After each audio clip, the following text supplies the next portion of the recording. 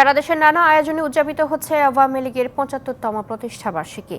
নওগাঁ জেলা আওয়ামী লীগের কার্যালয়ের সামনে আলোচনা সভা অনুষ্ঠিত হয়। এ সময় খাদ্যমন্ত্রী বীর মুক্তিযোদ্ধা সাধন চন্দ্র মজুমদার বলেন, আওয়ামী লীগ নেতৃত্বাধীন সরকারের হাত ধরে উন্নয়ন অর্জনে বাংলাদেশ আজ অনন্য উচ্চতায়। খুলনায় আওয়ামী লীগের দলীয় কার্যালয়ের সামনে থেকে শোভাযাত্রা বের হয়ে বিভিন্ন সড়ক প্রদক্ষিণ করে একই স্থানে গিয়ে শেষ হয়। পরে সেখানে কেক কাটেন খুলনা সিটি মেয়র তালুকদার আব্দুল খালেক। বরিশালে কেন্দ্রীয় শহীদ মিনার চত্বর থেকে একটি শোভাযাত্রা বের হয়ে প্রধান সড়ক প্রদক্ষিণ করে।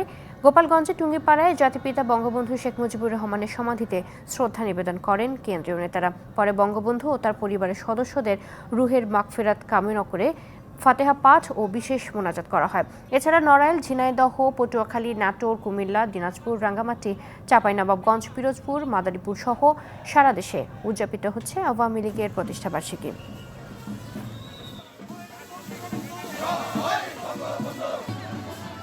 নগদের কাছে সব গ্রাহকই প্রিয়, তাই তো সারা দেশে ক্যাশ আউট চার্জ সবচেয়ে কম।